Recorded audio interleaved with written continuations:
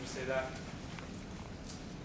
The tumultuous history of Haiti is, a number of us know the basic details, and the headlines are often in the news. The recent earthquake in Haiti, going back to the slave revolution and independence in 1804.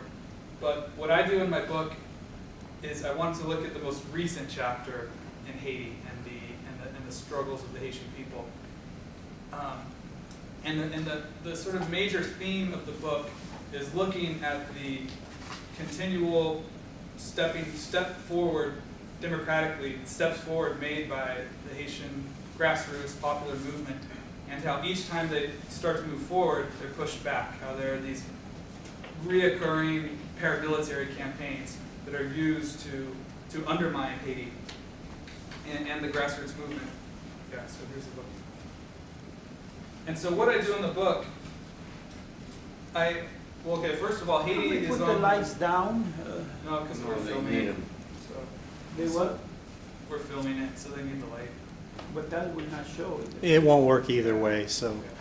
So Haiti is on the western side of the island of Hispaniola, the first island that was landed on by European colonialists.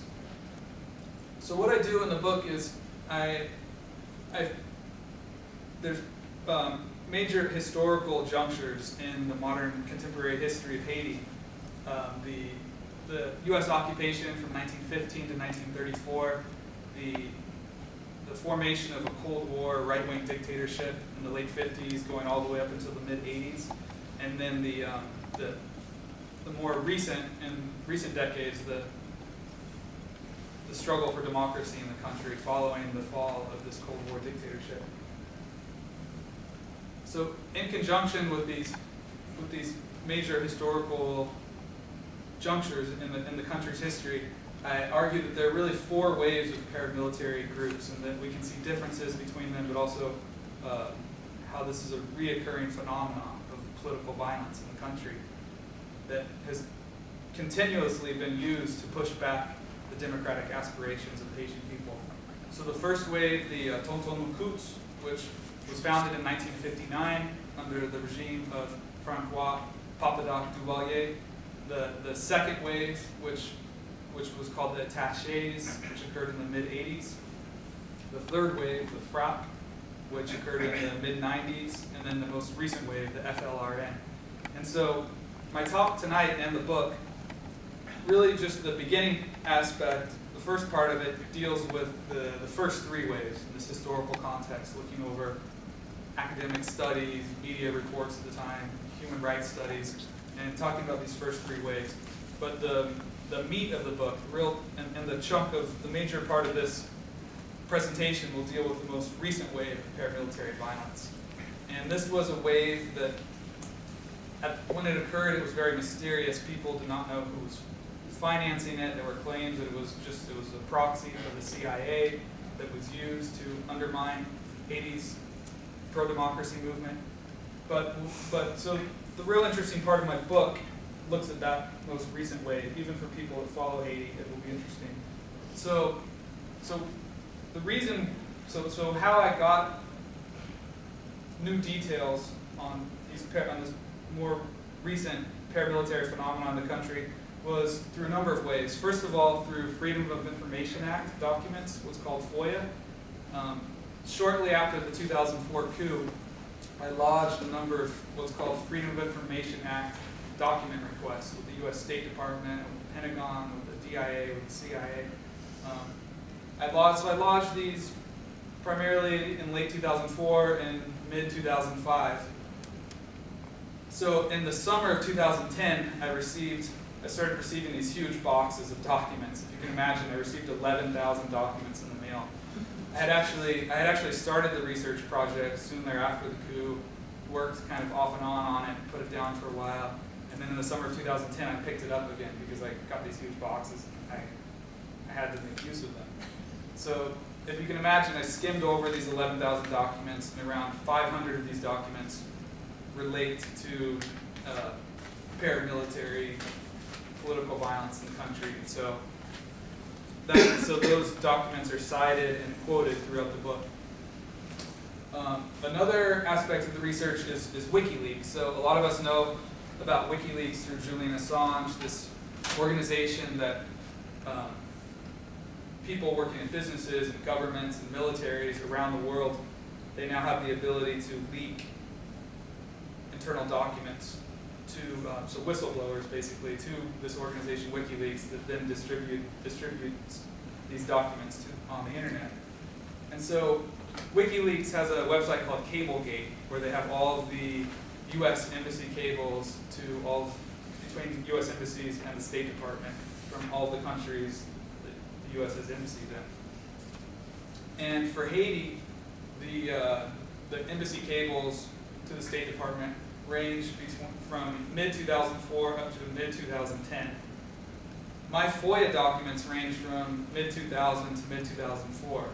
So with both of these together, I have access to almost all of the embassy, State Department communications between 2000 and 2010, so a full decade.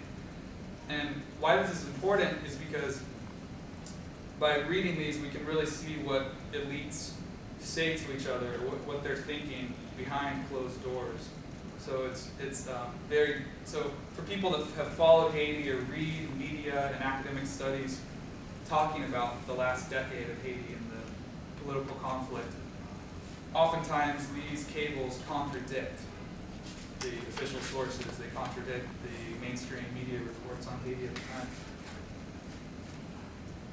So another form of research that's used in the book, often quoted from and cited and really used to develop my argument, is interviews. So I have around 25 interviews conducted in Haiti, over a dozen in the Dominican Republic, even more conducted in North America. So these are interviews with, I interviewed some paramilitaries, some business groups, or individuals from business groups or industrialists that had connections with paramilitaries.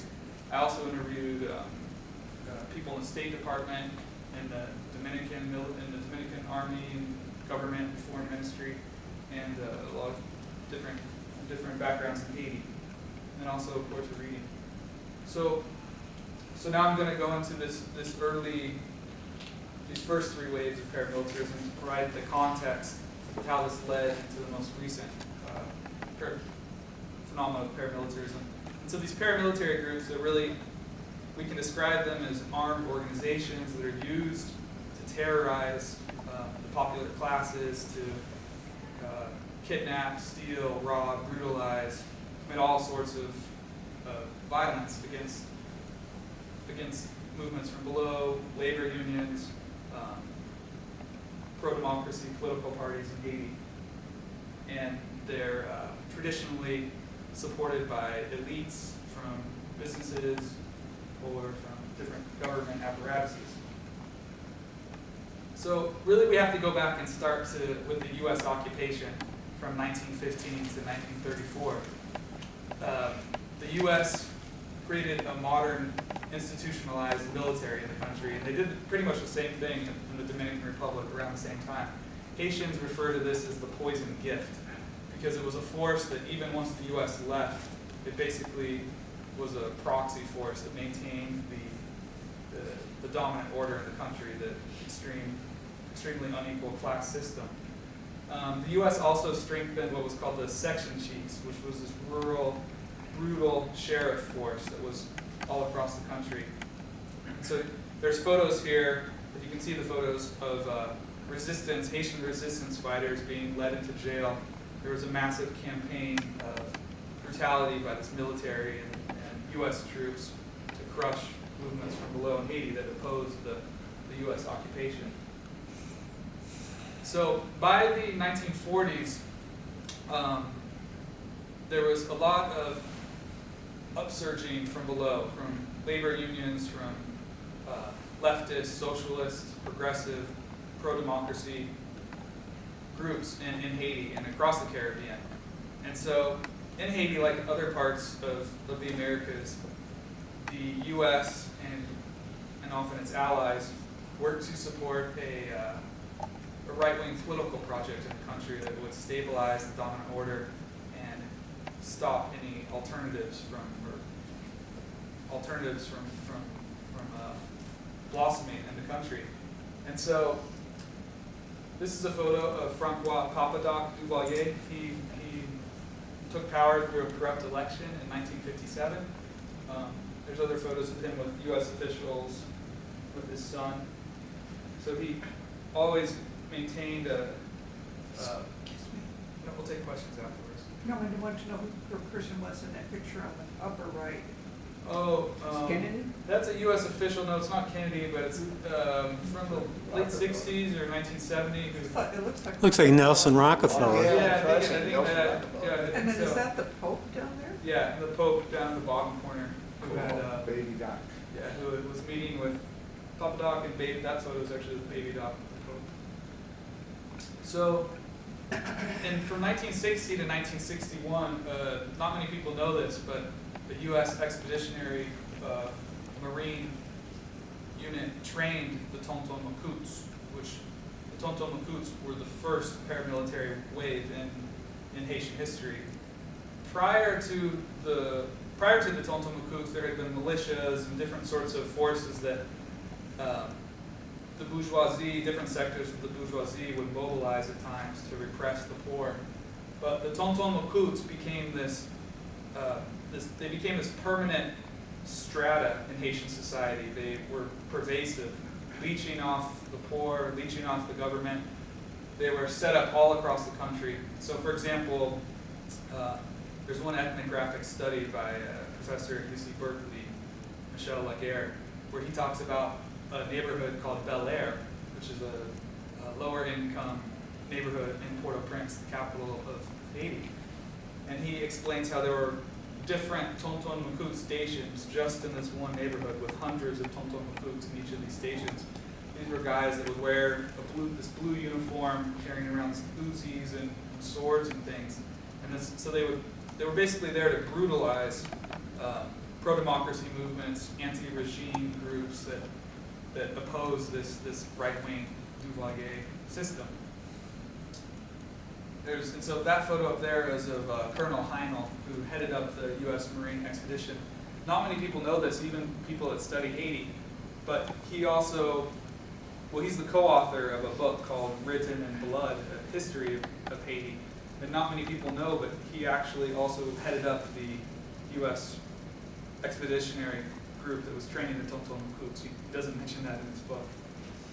So down here at the bottom, there's a photo from the Triangle of Death. What the Triangle of Death was, it was a system of a few prisons that were around the country where political prisoners would be basically circulated from one prison to another, and often they would lose touch with their family, and they would be tortured, imprisoned for years. So during this time, tens of thousands of Haitians died under the Duvaliers. Human rights groups estimated anywhere from 60 to 40,000 people died during this time. Haiti's wealthiest families, the Mevs, Bigiots, Brants, Madsons, and Acras, profited tremendously and tied their economic interests to the dictatorship. They held a long alliance with the dictators and ruling military factions. This is a quote from the Dow Jones, a magazine based out of Wall Street. So, if you notice, if you can see the photo, these top families in the country, about 12 or 13 of these extremely wealthy families, really monopolized the movement, the distribution of wealth in the country. They, or the production of wealth in the country. The society is extremely unequal, where these people are at the top. The middle class, and the middle layer in society is extremely small. You also notice that most of these people are lighter skinned. So many of them are Middle Eastern origin or part Anglo or French ethnicity. So the vast majority of darker skinned black Haitians, you won't see those colors in the top ranks of Haitian society, only a small amount. So in 1971, when Papa Doc died, his son, Baby Doc, was installed, Jean-Claude. He was installed as the new head of the regime. Right away, because Baby Doc was seen as sort of a playboy and less cunning as his father, there were attempts to strengthen his regime. So the U.S. government really took the lead in this. At the bottom right hand of here, you'll see there's a photo, you can't see it too well, but there's a photo of a man who headed up a Miami-based company that was hired by the CIA through a contract overseen by the State Department to train a new brutal unit of Haiti's military, what was called the Leopards. And they were trained as along counterinsurgency lines of the time in the early 70s. So there's also this, the Cuban Revolution occurred in 1959, so there was a miniature Cold War that had really got it going in the Caribbean. And so all this was happening in that context as well, where the U.S. really was trying to create a force that could hammer down any anti-regime guerrilla movements or protests. So also, moving on to the 1980s, in the late 70s, the cocaine trade exploded in the region, with the Caribbean and countries like Haiti in between the major producer and consumer of narcotics. Places like Haiti became a target for narco traffickers to land or bring in ships. So lots of times they would buy off police or military to have landing strips or harbors where they could take speedboats out and cut up the cocaine and take it to other islands. And so Haiti and like other islands in the Caribbean, they were used to leapfrog narco trafficking up into the U.S. and North America. So there's a photo of Pablo Escobar, the famous Colombian drug lord. There's actually photos, there's documents and government formally classified documents that show that he had connections to the Haitian military in the early 80s. So also at this time, in the 80s, the National Intelligence Service was created in Haiti through CIA funding. And this was created to supposedly investigate and fight against the cocaine trade in the country. But soon after it was founded, the whole upper echelons of the group themselves were implicated in narco trafficking. So it was very easy for narco traffickers to buy off people, especially with the low wages in the country. So in 1985 and culminating in 1986, there were huge regime protests. The corruption of the regime was becoming more and more apparent. There were changes globally that were occurring. So on February 7th, 1986, Jean-Claude Baby Doc Duvalier was pushed out of power. He fled on a French airplane flying to France. France was another big ally of the regime during the Cold War. So what occurred at this point in time is that the popular classes in the country really no longer feared the paramilitaries, the Tonton Macoutes. They were fighting them in the streets. There were melees across many of the cities where a number of Tonton Macoutes were even killed and attacked. And so the Tonton Macoutes had to go into hiding for a time. Also, what occurred with Baby Doc leaving, the military tried to step in to take control of the transition to a new government. Sort of like what's happened recently with Mubarak in Egypt. After Mubarak was forced out, the Egyptian military has tried to control the political transition in Egypt. And so the same thing happened in Haiti in 1986, where these military officials tried to control the transition. Oh, but I forgot to mention one thing. Because the popular classes were so mobilized and so organized, after Baby Doc left, the military in the country had to accept a new constitution, and it was a very progressive constitution that decentralized power and did a lot of, set up a lot of very progressive programs for the country, even though they weren't acted on. So Haiti has actually a very progressive constitution. However, elites tried to manage or take over this transition. Henry Namphy, Prosper Avril, two different military dictators, and Leslie Manigat, a former close ally of Papa Doc Duvalier, who briefly tried to come to power through corrupt elections with support of the military. So they tried these different regimes to see if they could stabilize the government, but it was unable to take hold. And so finally, as these different regimes were seen so illegitimate, there was a lot of pressure from the US and from foreign powers to hold more open elections that the local, that the Haitians would accept. So a woman from the top of Haiti's judiciary, Bertha Pascal Trulot, was put in charge of a new interim government to lead to elections. Even so, she was criticized by the popular movement because she did nothing to go after, to jail the paramilitaries that were still around in the country. So I have a photo here also of Reagan, because he was president of the US during this whole time, which is real important because as in Central America and other parts of the world, he was supporting a very right-wing system, very brutal system in Haiti. So also there's a photo here of Roger Lafontaine, who was really the most feared man in Haiti at the time, who headed up the Tonton Macoutes. Oh, Oops, sorry. So also at this time, the second wave of paramilitarism came about. So after Baby Doc was driven from power, the Tonton Macoutes were forced to remove their blue uniforms. Many of them would move to other parts of the country where locals would not recognize them. And they became called the attachés, this new wave of paramilitary. So these guys kept up to their old ways of repressing Haiti's pro-democracy movement, of attacking labor unions, liberation, theology churches. But now this time they would often work more and more closely with the military. Already under the Macoutes, there had formed this symbiotic relationship with the paramilitaries, where the guys would often go back and forth between the forces, or their children would work for the paramilitaries and then the military. And so it was a very deeply connected relationship with the paramilitaries and military.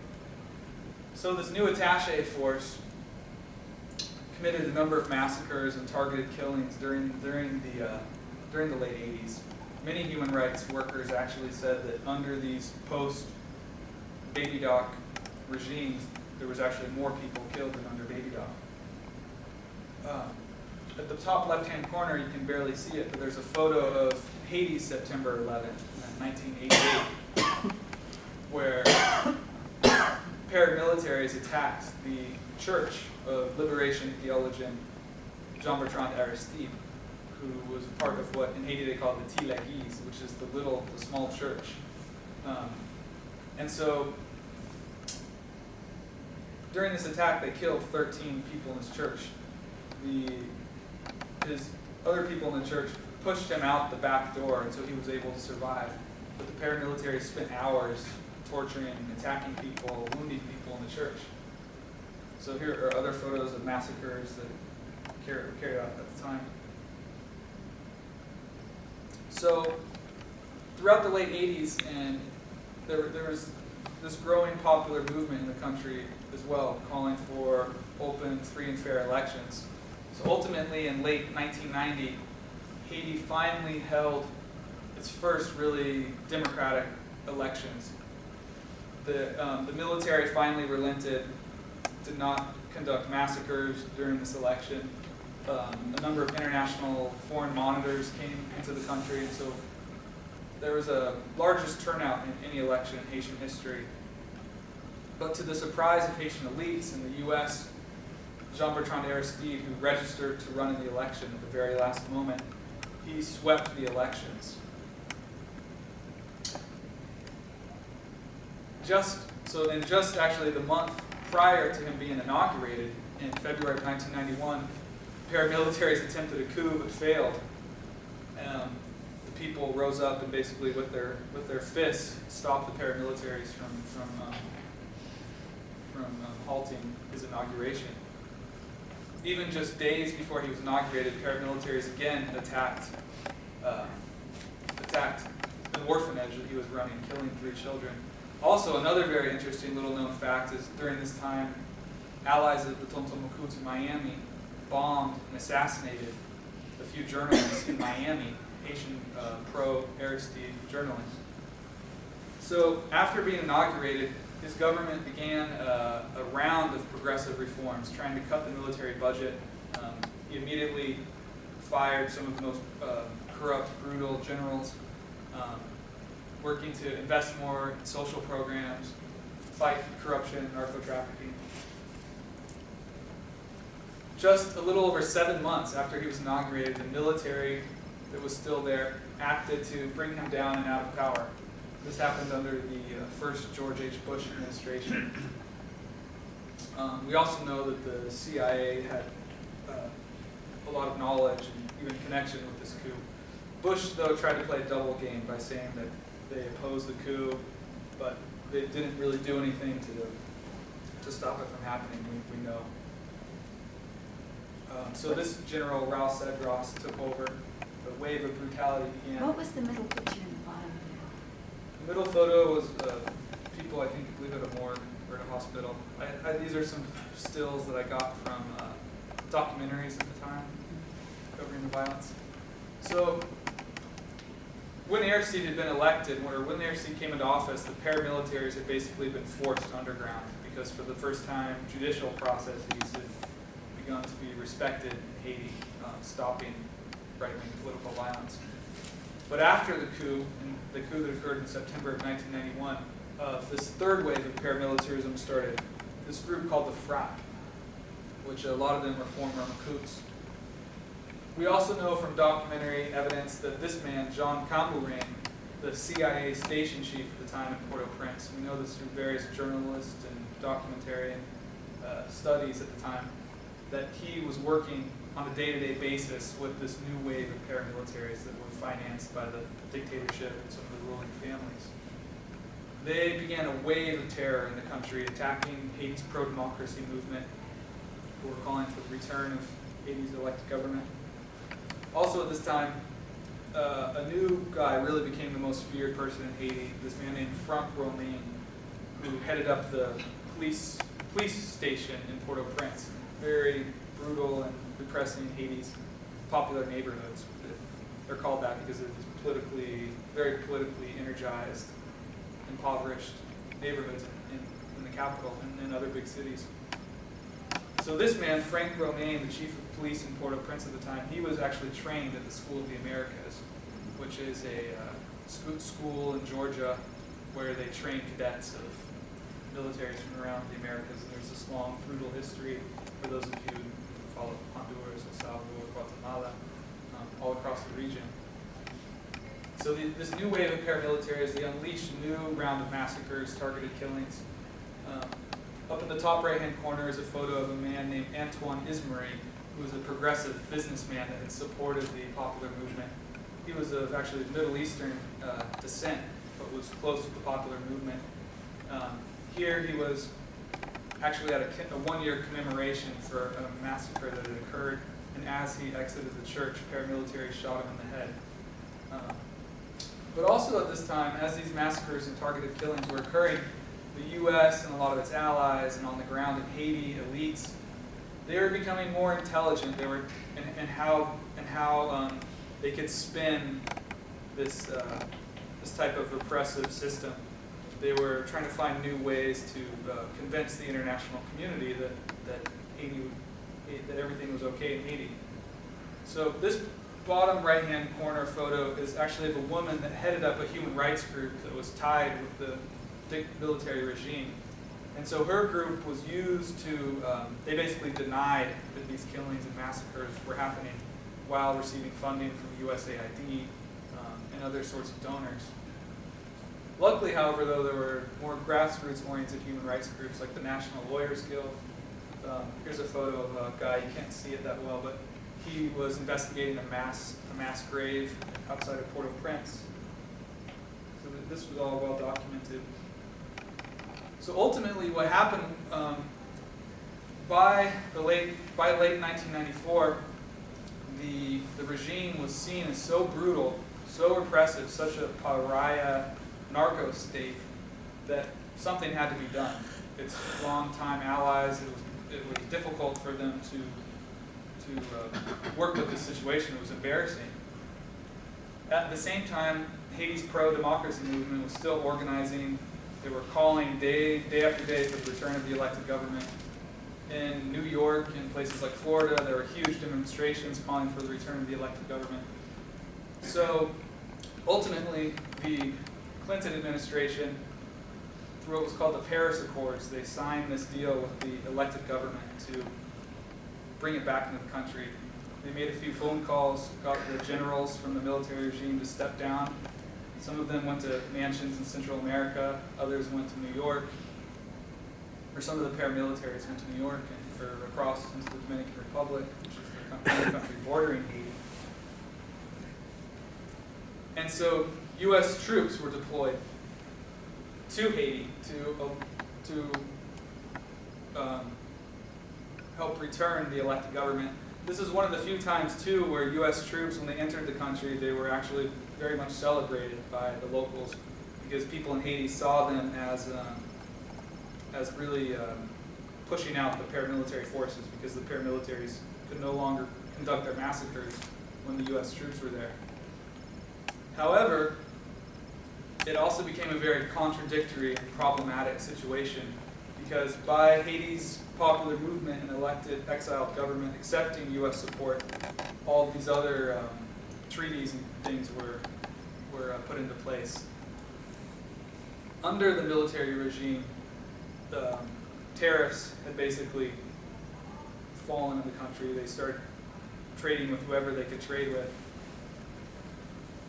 And so once Aristide was returned, the Clinton administration, international financial institutions, and their allies, they forced the returned government to accept a complete drop on the tariff of rice to zero. So Haiti, with its traditional agrarian economy, where people would eat rice that was domestically produced, now began eating primarily rice that was imported into the country. And so this has very long-term harmful effects on Haiti's agrarian economy. Also, another harmful part of the U.S. intervention is that U.S. policymakers forced Haiti's government to include hundreds of former military men into a new police force that was set up under the returned government. And so this planted seeds that in the future would cause problems for the country. However, at the same time, a lot of very important processes began. Aristide, once returned, he disbanded the brutal military that had carried out so many coups in the country. He disbanded the section chiefs, the brutal force in the country. Paramilitaries fled or went into hiding. They also started judicial proceedings, the first time in the country. The most famous was the Rabateau trial. There's actually a good documentary about this, where dozens of military and paramilitary men were put on trial in the city of Gonaïves, which is in the north center of the country. This is the same city where they had conducted the massacre. Every day after the trial, when the trial was going on, every day after the proceedings, a tape would be made of the proceedings. It would actually be driven to Port-au-Prince, the capital of Haiti, where it would be put on national television. So every night, Haitians were able to see the trial of these paramilitaries and these gunmen that had conducted all this political violence. This is something completely new that had never happened in Haitian history, where across the country, people could see these guys being held accountable and not just continuing on with impunity like had always occurred in the country. Also, the government went after some of the industrialists that had financed the paramilitaries. And all of this was very rarely reported on in the U.S. media. So, with the Constitution that had come about after the fall of Baby Doc, presidents in Haiti were now they could not have terms back to back. You could only serve one term as president, and then someone else had to be president, and then you can serve two terms as president in Haiti, just not back to back. So In 1996, René Préval, the original prime minister of Aristide's government, was elected as president of Haiti on the Lavalas ticket, which was the political party and popular movement of Haiti, Lavalas. So things continued. I mean, there were a lot of problems. Narco, corruption, these sorts of things still existed. They did not go away with Haiti having a democratic government. But things were beginning slowly to improve with more investment in education, with more schools built in under these democratic governments than in the entire history of Haiti up back to 1804. So then once again in early 2000, Aristide was reelected.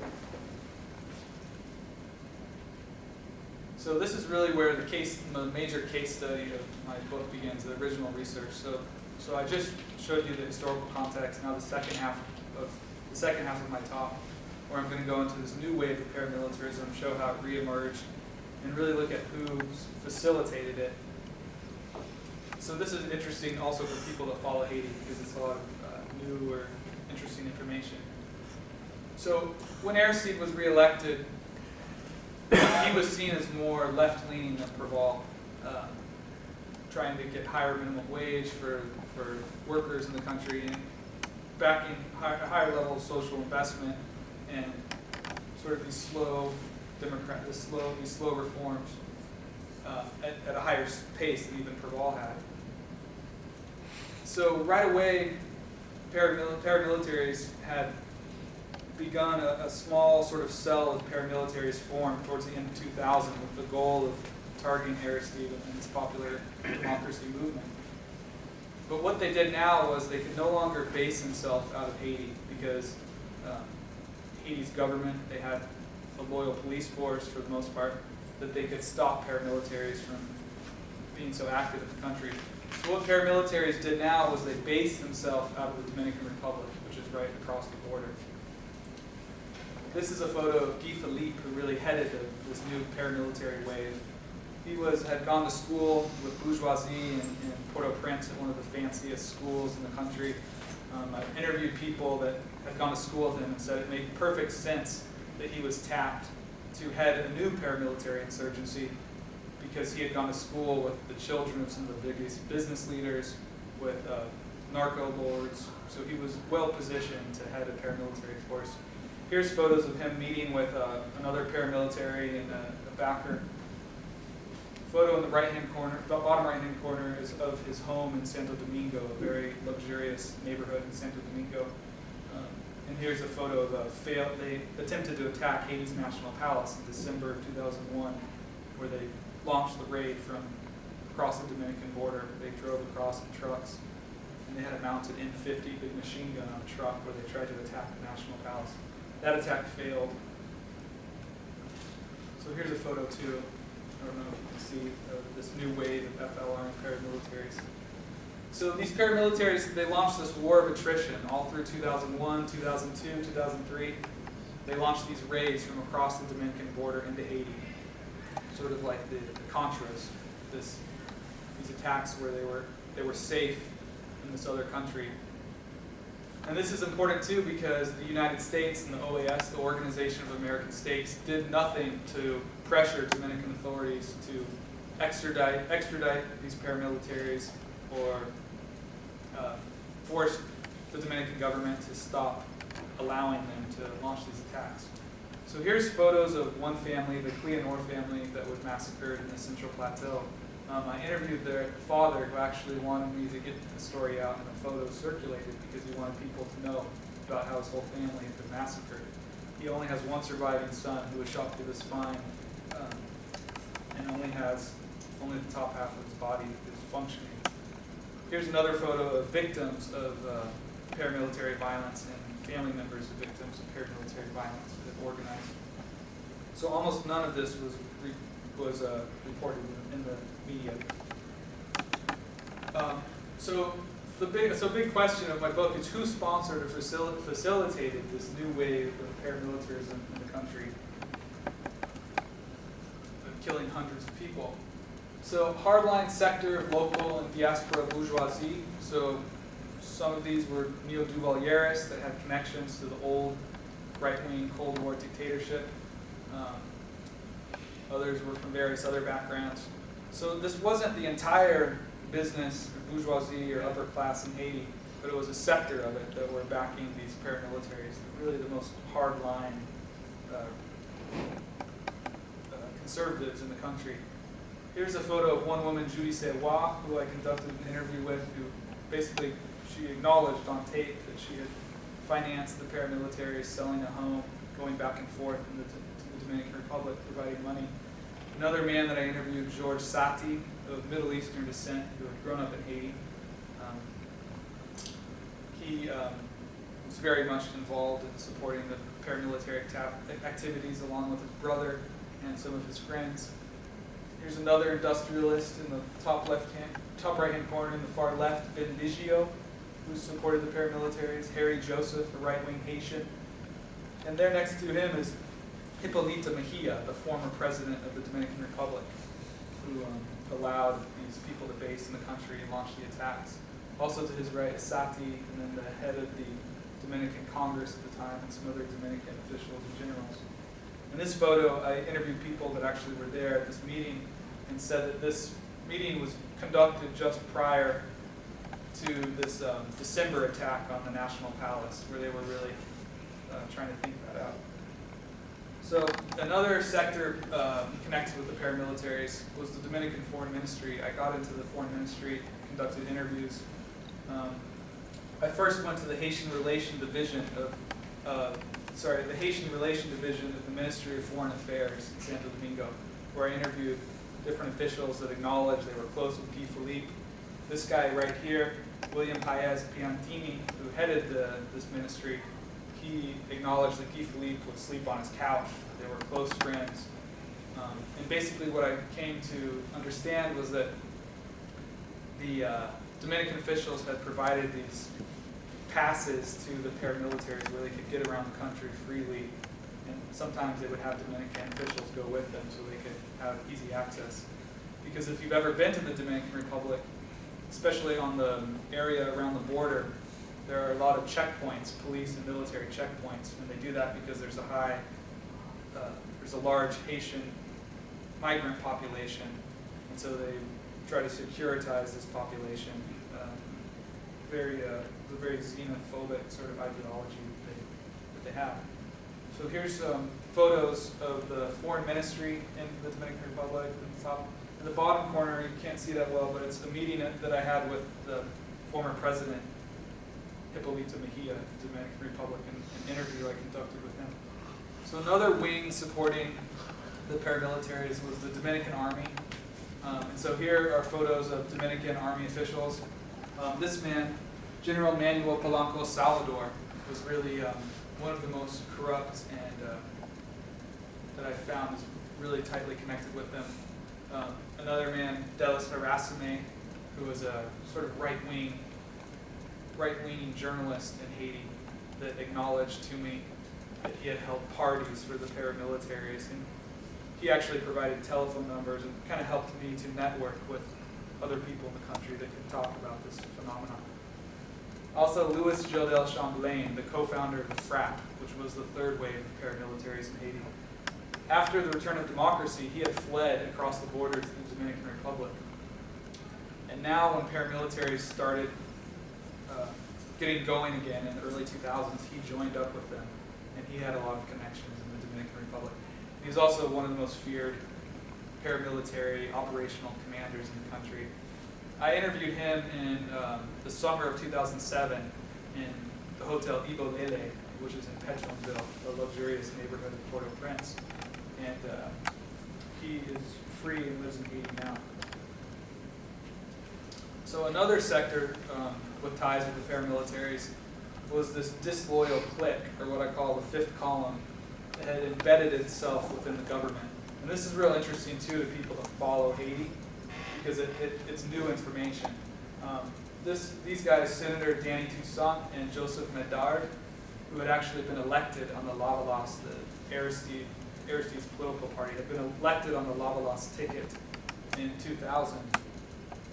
However, what we see from internal government documents from embassy cables, Freedom of Information Act documents, we see that this guy, Danny Toussaint, and his friend were secretly plotting against the government from inside, where they were helping anti-government groups get weapons. They were communicating with the paramilitaries, with the leadership of the opposition to the government. And this is the U.S. Embassy, a photo of that, the U.S. Embassy in Port-au-Prince. Another interesting part of this is that we know from Florida newspapers in the mid-90s that he worked for the CIA at one point in time. He acknowledged he had worked as a photographer for the CIA. Also, there were some other sectors that it's less clear that were either directly or indirectly tied with the paramilitaries, often enabling them through different processes. This group, the International Republican Institute, is in Washington what they call a democracy promoting organization.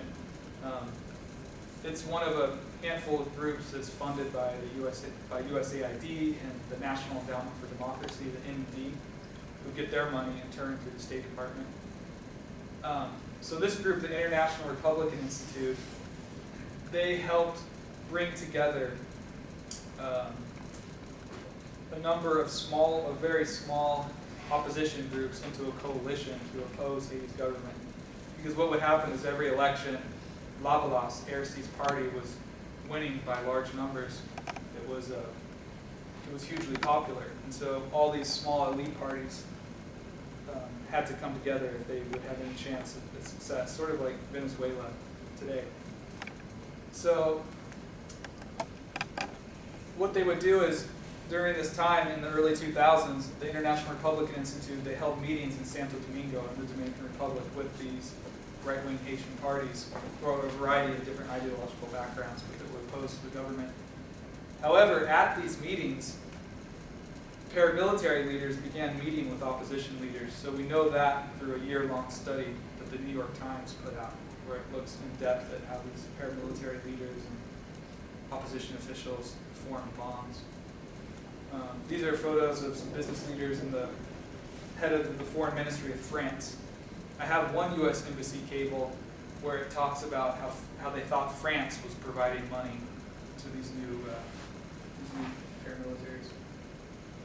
Another, for people that follow Haiti, this is a very interesting tidbit. I have one Freedom of Information Act document that says do not release. Of all my thousands of documents, I only have one that says do not release.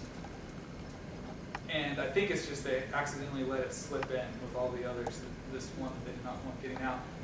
And what it talks about is that city of Gonaïves. If you remember a few minutes ago, I was talking about how in this north center city of Haiti, Gonaïves, paramilitaries have been put on trial, put in jail for the first time in Haitian history. This happened in the late 1990s, where these guys, where the films were brought down to Port-au-Prince and people could see that these guys for the first time were getting put on trial. So in Gonaïves, these paramilitaries were being held in jail. Some of them were ex-military. They were being held in jail. What this U.S. document says, though, is that a few days before their jailbreak in August 2002, U.S. intelligence was meeting with anti-government plotters and with corrupt police. So in August of 2002, a bulldozer went through the wall of this jail, and all the paramilitaries and their military allies escaped. Over 100 of these guys. And so we know now through these documents that this woman, Janice Elmore, U.S. intelligence agent, was meeting with Hugh Paris, a Neo Duvalier's plotter, and with some of these corrupt police that were close with Danny Toussaint. And the cable is very interesting because it shows how the U.S. Embassy was worried that local Haitian government officials knew that this woman, Janice Elmore, had been in Gonaïves, and they were worried that she might be exposed. And so the cable brings up a lot of questions. Why was she meeting with these very murky figures right before this major jailbreak? Was the CIA involved? So this paramilitary war of attrition, I just have a few more slides. So this paramilitary war of attrition, it kept going into 2002, 2003, and then it really ramped up in the early months of 2004, where they started burning police stations. They were attacking some of Haiti's larger cities in the north of the country. So on February 29th, 2004, the US, Canada, and France, they agreed to remove the elected government. They used the paramilitary campaign as basically the pretext to justify removing this government that they said could not keep things under control. The government had also been weakened because the US had backed an aid embargo on the country. So the police force had become weaker over time also through that. So this occurred under George W. Bush's administration. So Aristide was removed on one of those unmarked rendition planes that became so famous under Bush. He was flown to the Central African Republic, and shortly thereafter an interim government was installed in Haiti, led by a Haitian American that was living in Miami that they brought over to Port-au-Prince to head up the government. So US troops, Canadian troops, French troops were in the country. A few months later, a UN force was deployed, and that's what is there today. It was there during the earthquake and is there in the post-earthquake, this UN, United Nations force. Here's a quote from the time from the US ambassador that headed the US embassy at the time of the coup. It is equally plausible that Aristide succeeded in permanently raising the political and social consciousness, not to mention the expectations of Haiti's disadvantaged masses, and thus created a force which the next generation of political leaders would either have to placate or manipulate.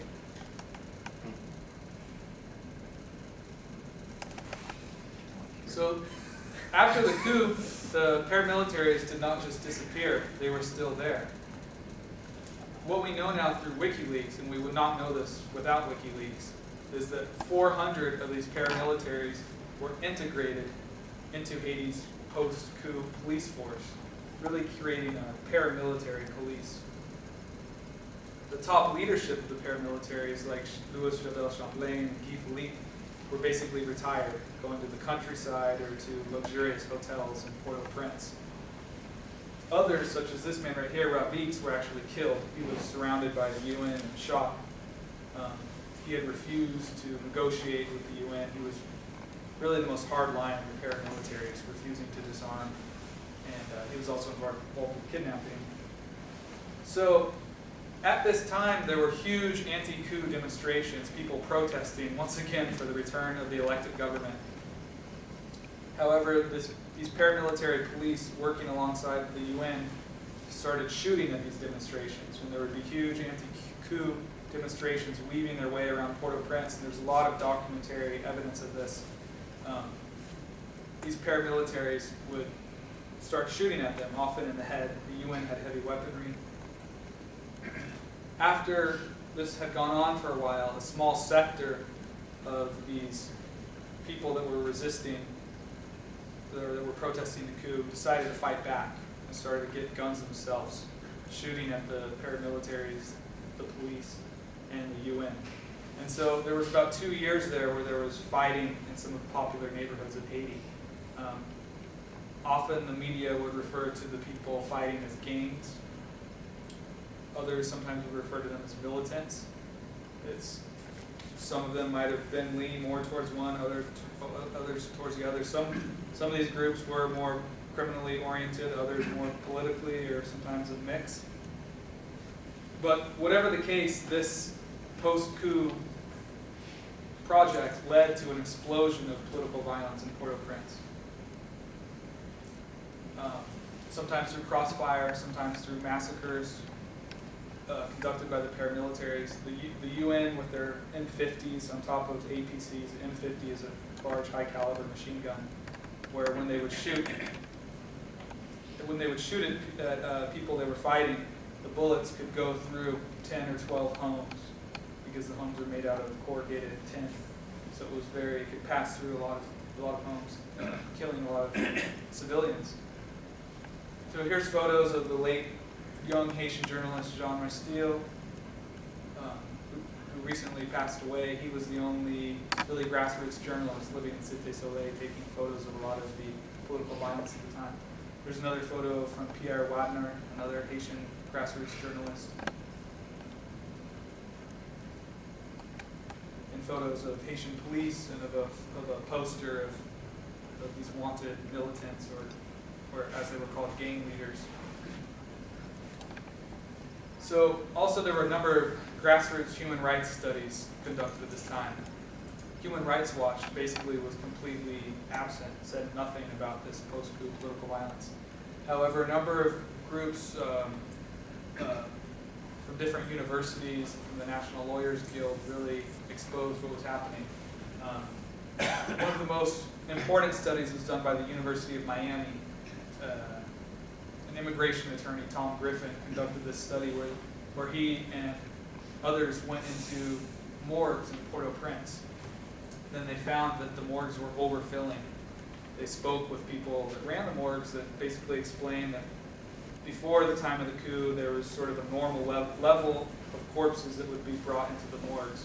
People that had died from car accidents, from disease, old age, crime, or low levels, or a level of crime.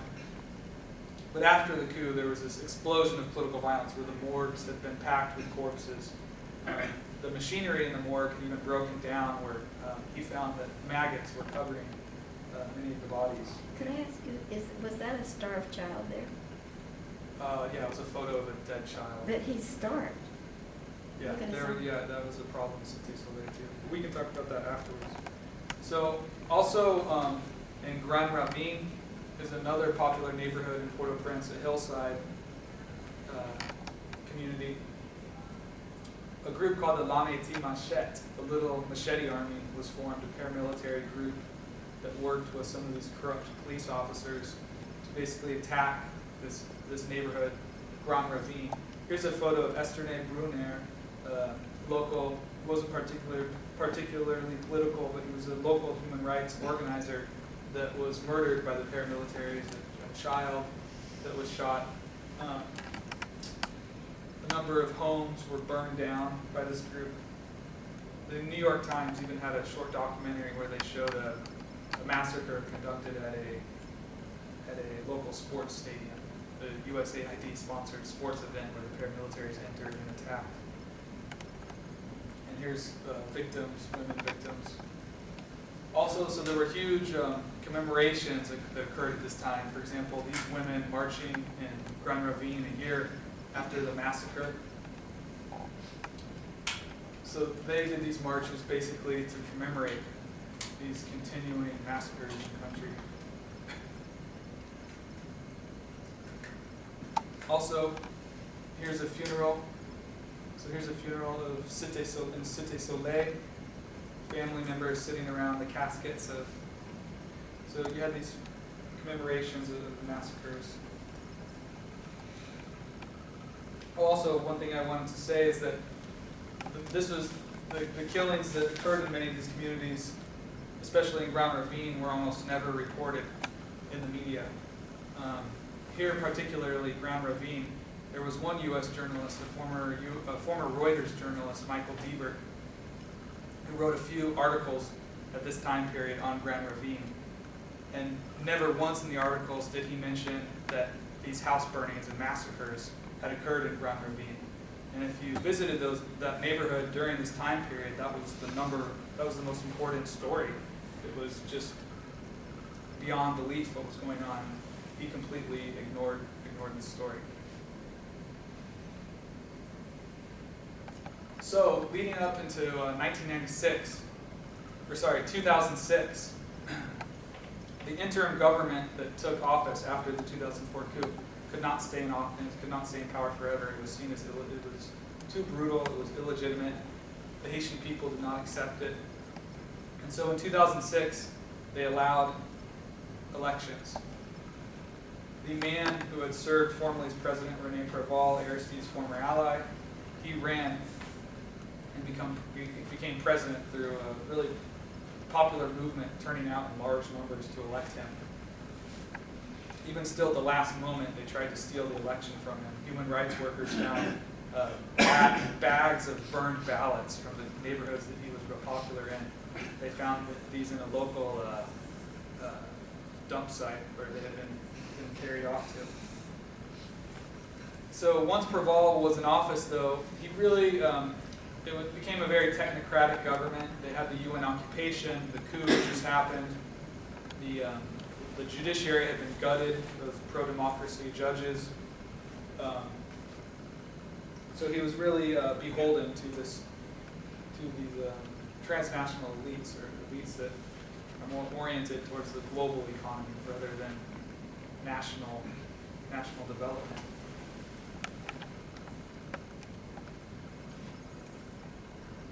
So the 2010 January earthquake occurred.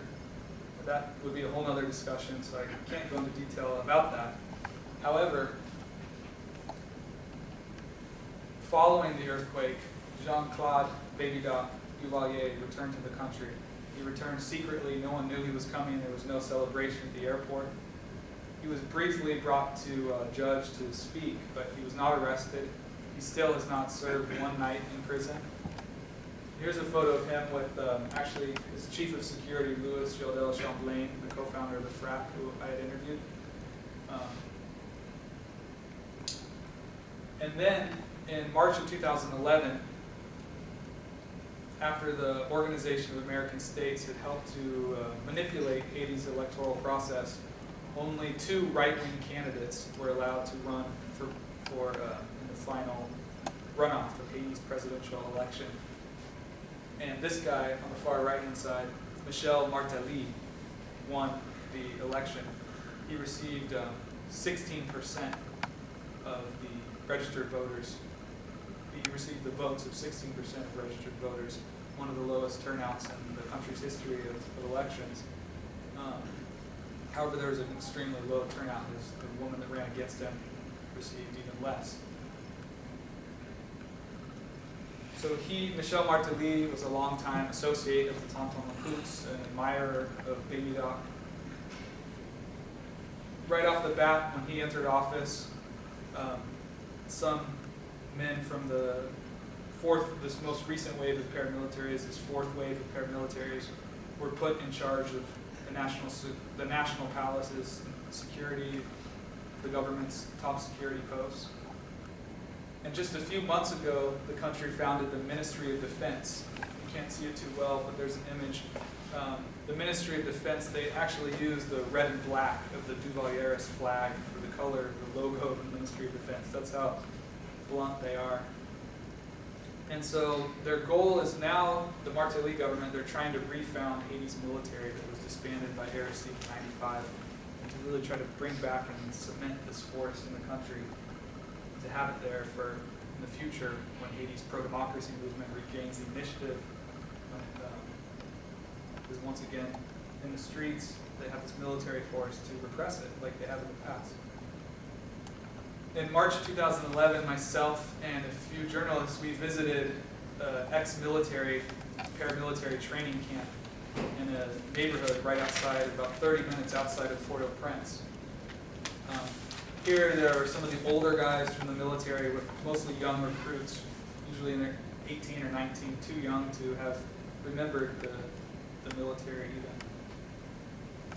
Here they train these recruits to work for private security in the country, because often when foreign ambassadors or NGOs set up shop in the country, they have local private security that they use, or foreign corporation representatives when they visit the country, they have local security that they use.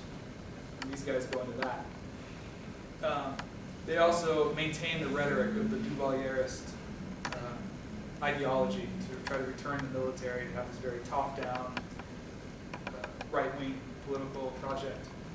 Here's actually the Duvalierist flag in one of that they had hanging in their tents, the red and black. And so these bottom photos, they're just relating to what the regime now is trying to put in place in Haiti. So after the earthquake, the right wing in the country really took advantage of the situation of everything being so chaotic, of people not knowing what to do. with such high unemployment, with so many deaths. Like in Port-au-Prince, almost everyone you meet has lost someone that's close to them. So the right wing really took advantage of this situation, and they're trying to solidify this political project now. Sort of like Naomi Klein's shock doctrine, if you read that book, where she argues that there's these certain historic shocks where then dominant groups try to take advantage of the situation to put their project into place. So right now, the Martelly government has handed over huge swaths of the country to these transnational mining firms at very cheap rates. There's also the huge labor pool is trying to be tapped. So this cheap labor for textile sweatshops. And so really, the point of my book and this talk is to provide the context on paramilitarism and to explain its most recent generation of paramilitary forces and how dominant groups in the country are trying to sustain this project and keep it around. So my talk is in memory of Levinsky Pierre Antoine, a human rights organizer who disappeared in August of 2007. He was one of the main voices that was fighting against paramilitary political violence and really speaking out against it for decades. And that's the cover of my book, Paramilitarism and the Assault of Democracy in Haiti. $24. You can get it on Amazon. So thank you so much for listening.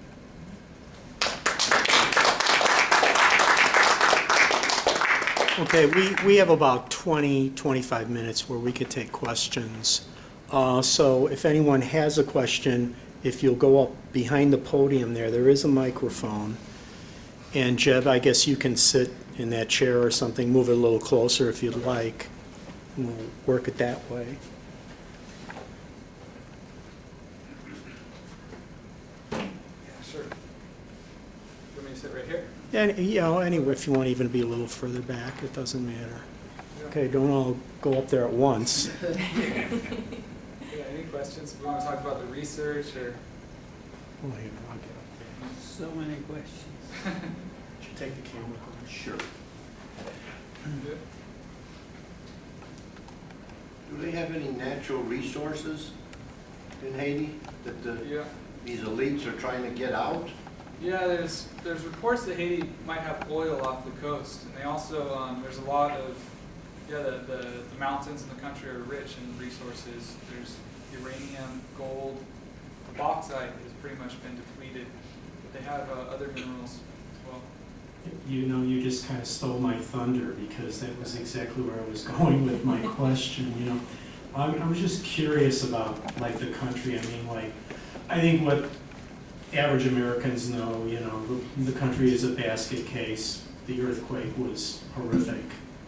There's been minimal, assistance delivered there. I don't know when you were there most recently, but what are the circumstances like on the ground, and maybe like in follow-up to like what he's addressing? I'm curious about this transnational capitalism and like really what do you think their aims are and going forward here, and maybe you could just expand on that. Yeah, I think we see this really intensifying over the recent decades. There's different reports that came out, like from that Dow Jones article, where they talk about how these national elites for decades and decades had very close ties with the regimes in the country. But going into the late 90s, they were trying new business strategies, working more and more with international investors, improving their ties with people outside of the country. And Haiti, in some ways, they haven't been able to solidify the project they want, like in the Dominican Republic. And part of that is because the popular movement has continuously fought for democracy in the country. But one of the biggest problems in Haiti is really the impunity. Because these paramilitaries never get arrested, put on trial, and kept in jail, but instead they keep getting released and to come back and continue their political violence. You never see the solidification of just basic democratic government in the country, you see this continual brutal right-wing governments in the country and this huge inequality.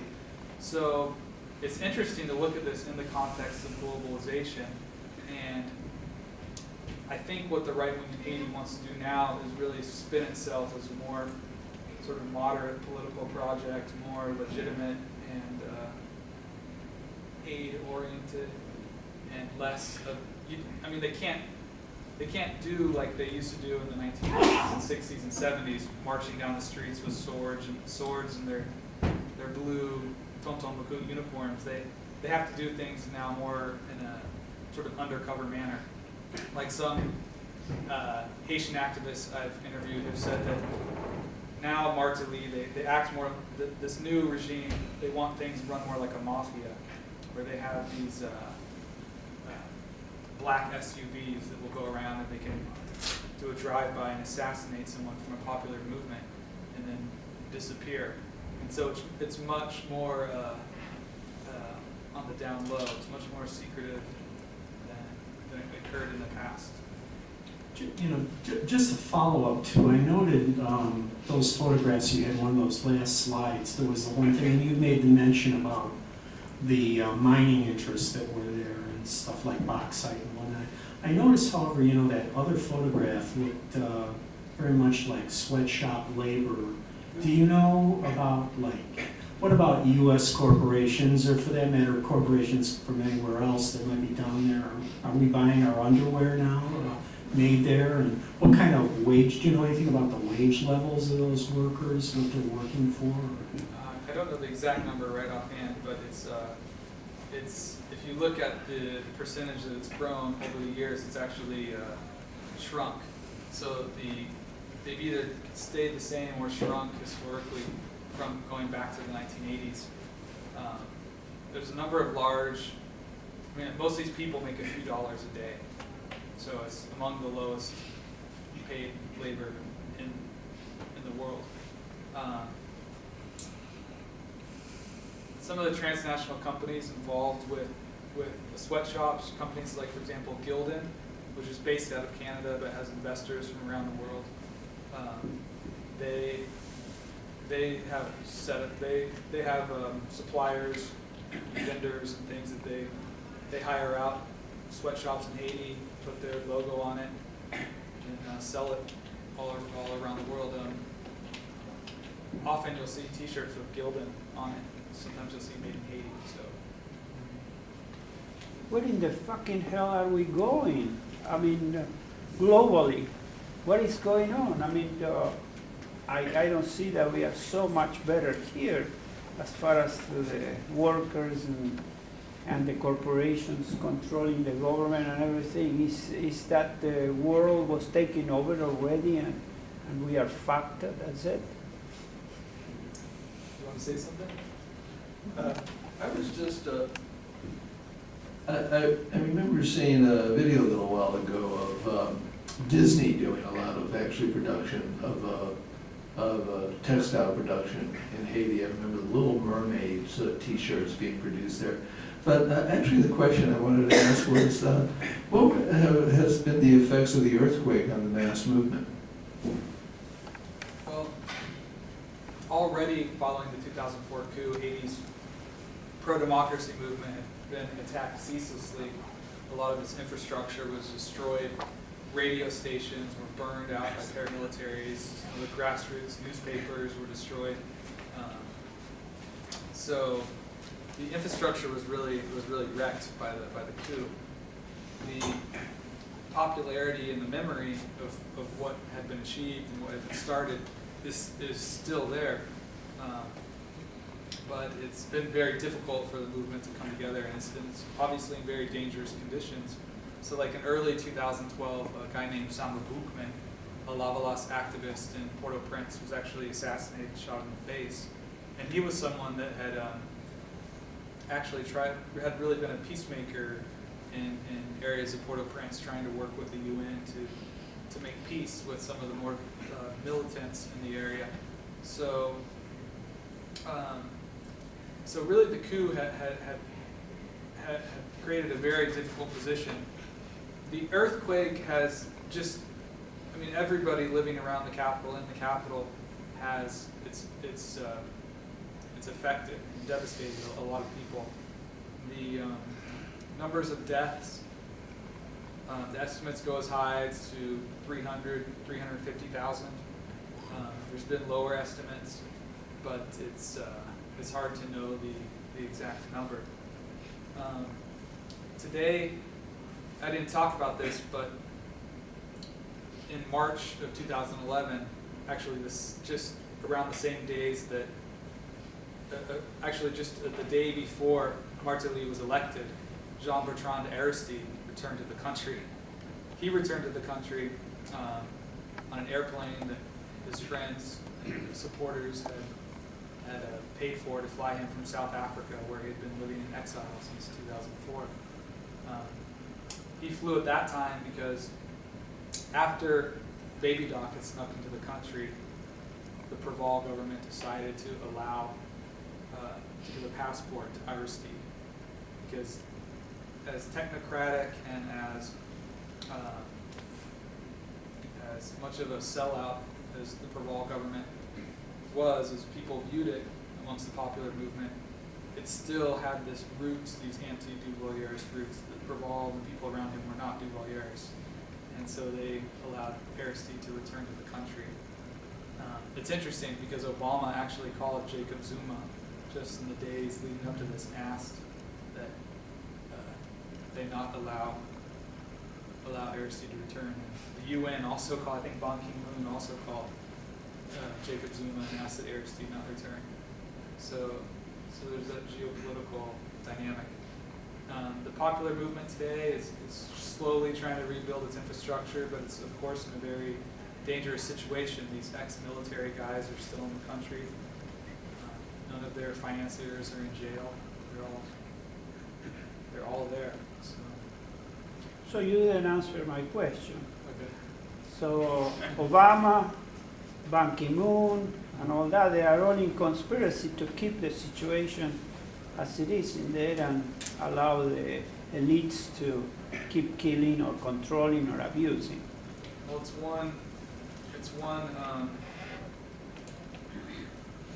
one sort of part of this bigger picture, what's happening in Haiti.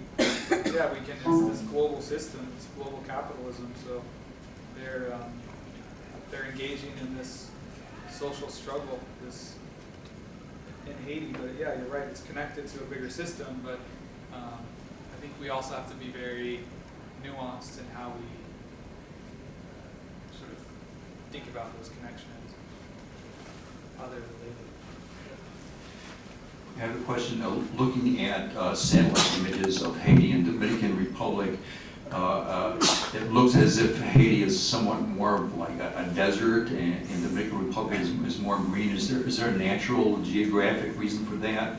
Yeah. And I guess the question is that those things being so close, is there some reason why Haiti seems to be always more contentious, and I rarely hear anything, maybe it's just not covered, about the Dominican Republic? Yeah. Are you referring to that image in the Al Gore's documentary?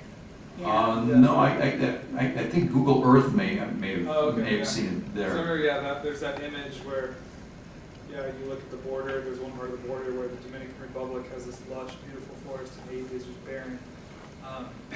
So after Haiti's revolution in 1804, the country was punished for having a successful slave revolution, for the people winning their freedom through years of struggle.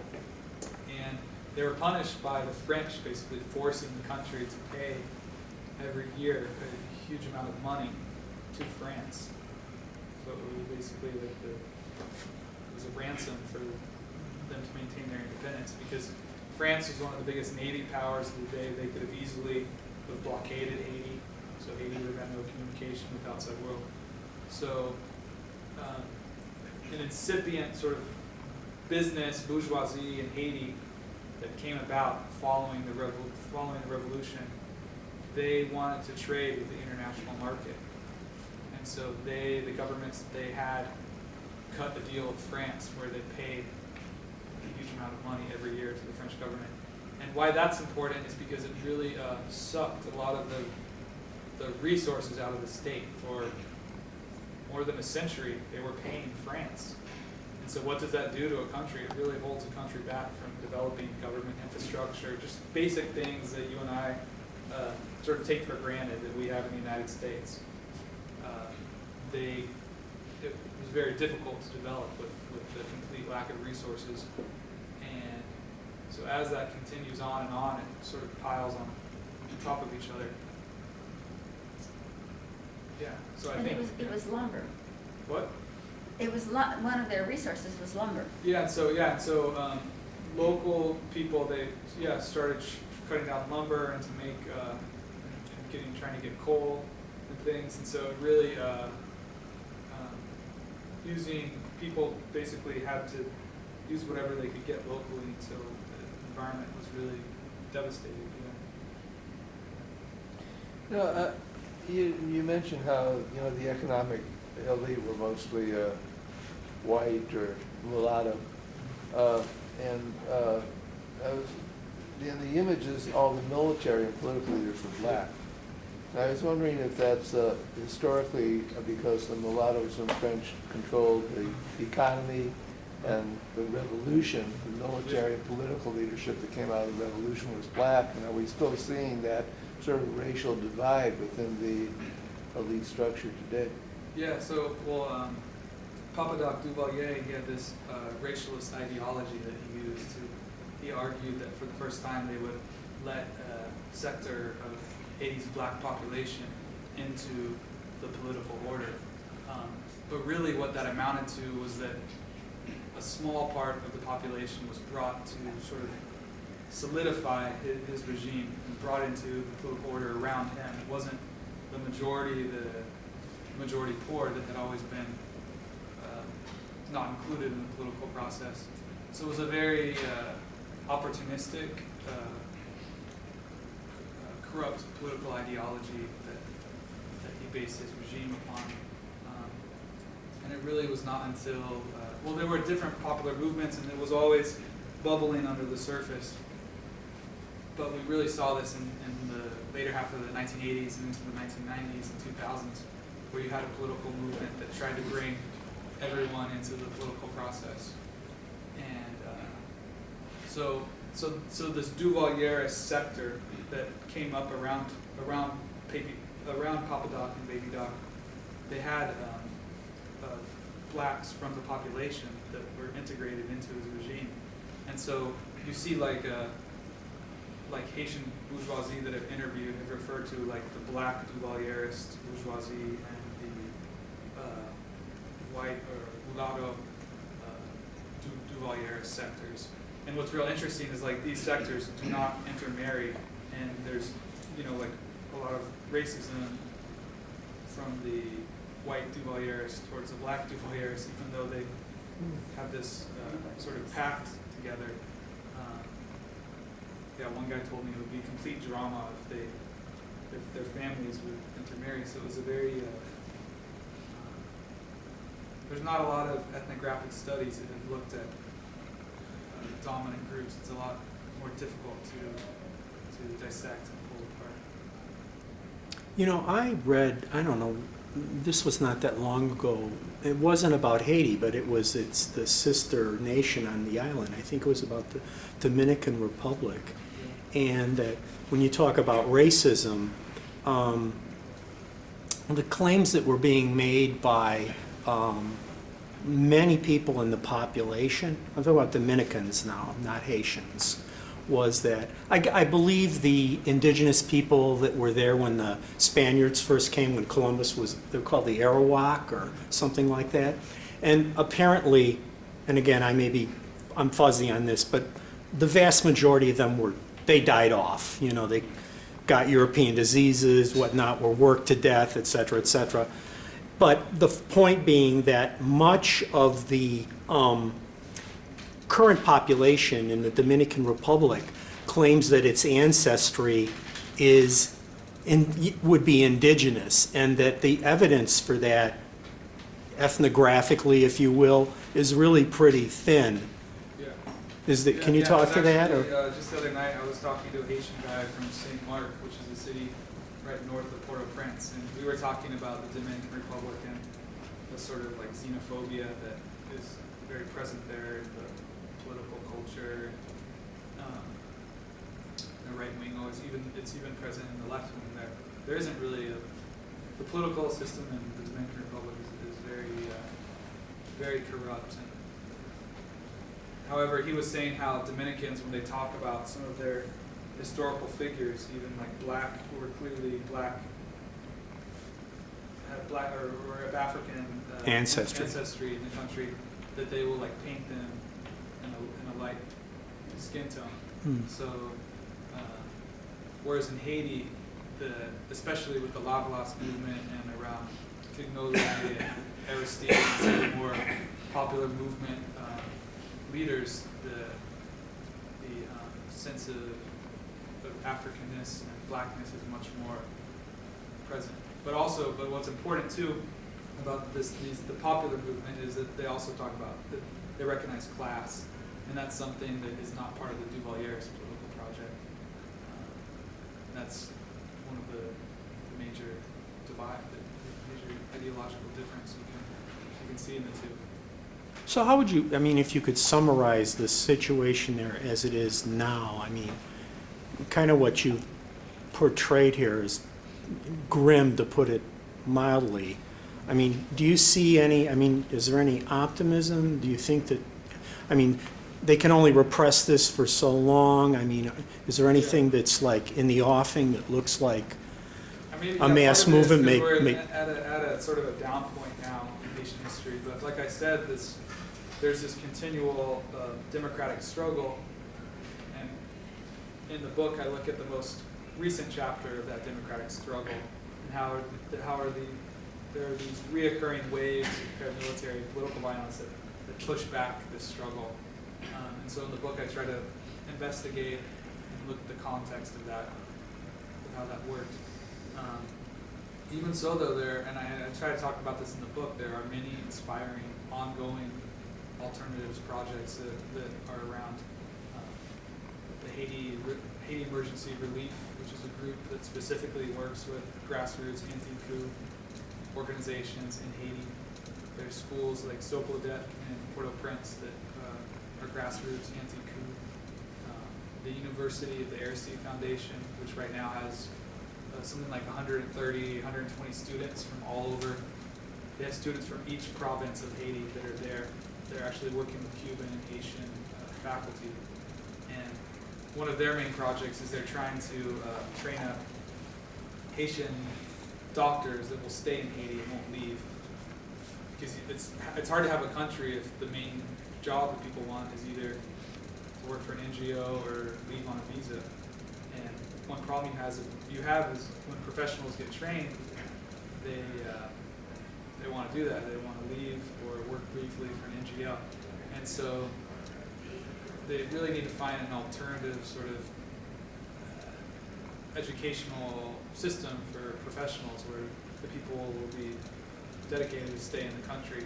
And that's a place where the Cubans have been really, really helpful in working with Haiti's popular movement.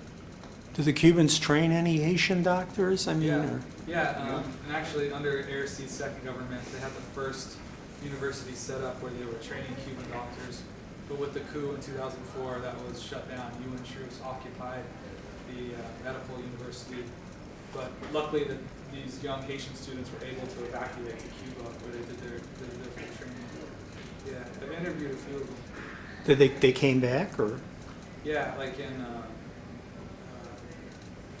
I think a little bit before, I forget the exact date that they returned, but they did return, and they're actually working now, especially after the earthquake.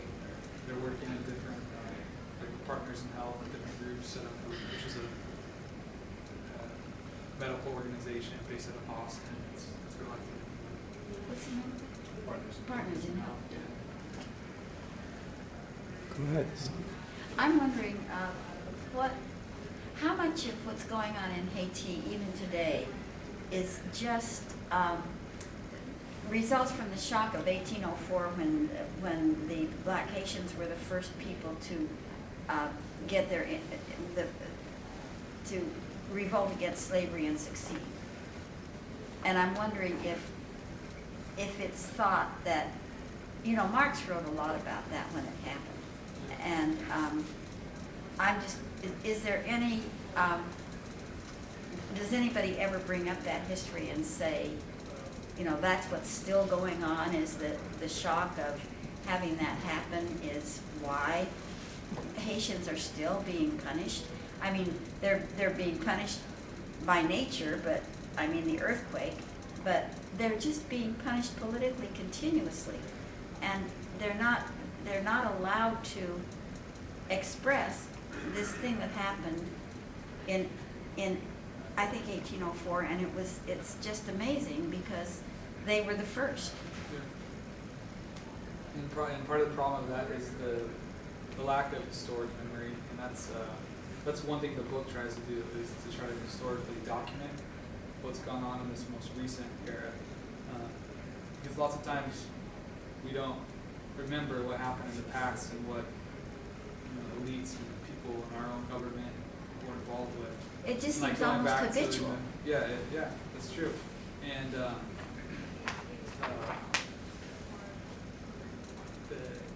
the lack of historic memory, like when I showed that picture of Levinsky Pierre Antoine, like people like him who were really voices for the popular movement and for criticizing the paramilitaries and documenting political violence in the country, when people like him disappeared, that whole memory, his memory and his knowledge disappeared with him. And so I hope to document that. There's something else I was thinking about saying. I can't remember. Let's do the next question, Megan. One more question. Those people who were tried in that city, they were put in jail, or? In Gonaïve? Yeah. Yeah, in Gonaïve, there's the Rabateau trial. So it was like one of the most infamous trials. It was really the first major trial of paramilitary and military men in Haiti. And then, like I showed in the part where I showed how they had been broken out of jail in August of 2002. And how I discussed it in the book, but I have that Freedom of Information Act document that calls into question that the U.S. Intelligence could have been involved. So they are not in jail or anything? No, after the coup, all those guys, like Judy Savoy, another elite that I interviewed, she was broken out of jail in Port-au-Prince. Others as well. Louis Jodel Champlain, he was acquitted of all the charges. He had actually been found guilty of like organizing the assassination of Antoine Ismarie, and a lot of other brutalities. And so, yeah, there's total impunity. And so that's one reason when like people like Sean Penn, they say, oh, you know, Haiti is a new chapter, this is the new Haiti, yada, yada, yada. You can't have a new Haiti when all these guys are on the loose. There's no justice for what happened in the country. And I think eventually they'll return to what they've always returned to. Actually, Sean Penn this is totally like a side discussion, but he said some pretty disturbing things about Duvalier. And, so lots of times when we watch the international media, the portrayal of the earthquake cleanup and the sort of spin around what's going on, we can look a lot deeper. This is the last question. So I can't wait, so you might have mentioned this already, but what's the current circumstances in terms of the reconstitution of the Army and the sort of efforts to reconstitute the Army, in part because it seems like one, at least under the Duvalier, there was like the Tonton recruits and forces of that nature were like kind of initially started as sort of like a counter power to some degree against the Army, but definitely during the late 80s and 90s, and when you got forces like FROC and what have you, they were like, there was a relationship with the Army, right? And there seems to be some indication that there were folks, there might even be folks who were involved in paramilitary activities who are sort of like involved in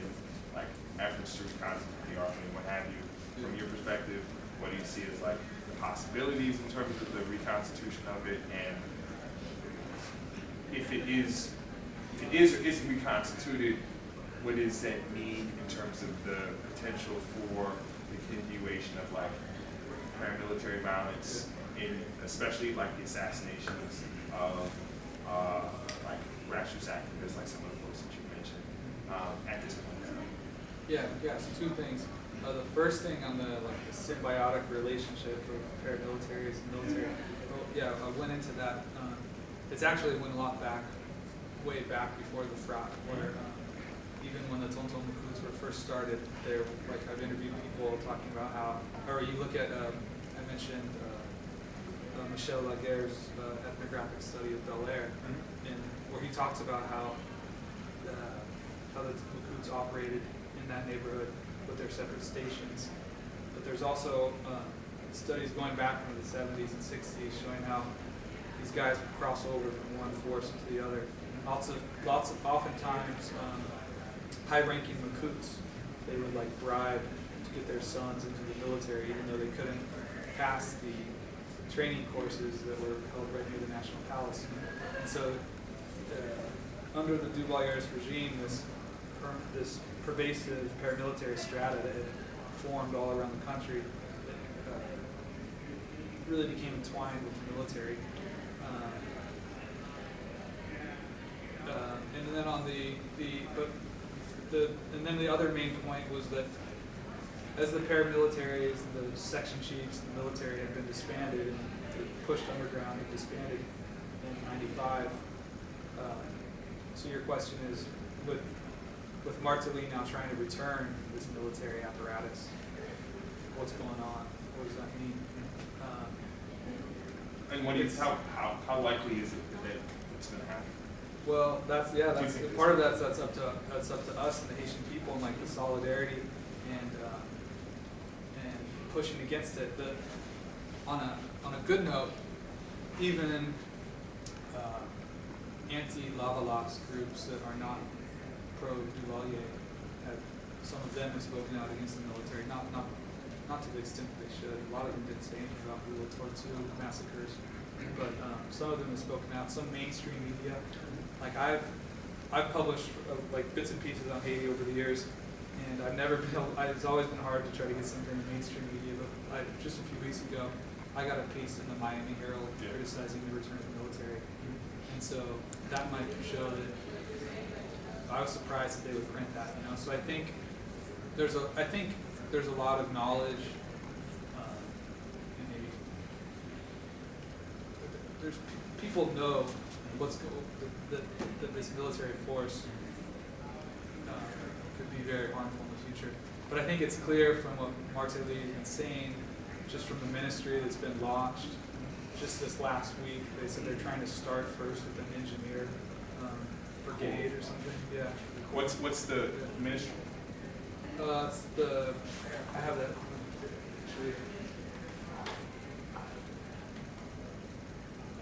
They actually use the ministry, even on their logo, they use the red and black. They don't use the blue in this flag. I think it said the Ministry of Defense. Ministry of Defense. Yeah. Ministère. Yeah, in French. Yeah, La I was just trying Defense. to show you the.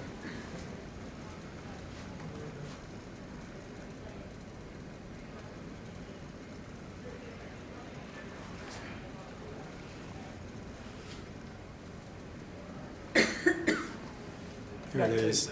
There it is. DLF Defense. Yeah, so you can't see if you turn off the lights, it's red and black. No. Which is pretty crazy. I mean, they're not trying to hide anything. Anything's out in the open. So that was just founded. I think they're trying to go slow.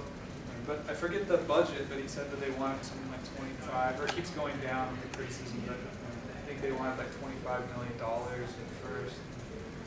I guess also my concern, the last time I was in Haiti was around the funeral of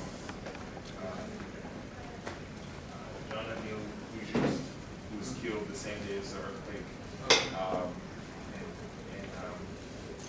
One of the things that seems to be somewhat, that there's still a way in which extrajudicial that the phrase extrajudicial violence is still being carried out against folks in the sort of grassroots left.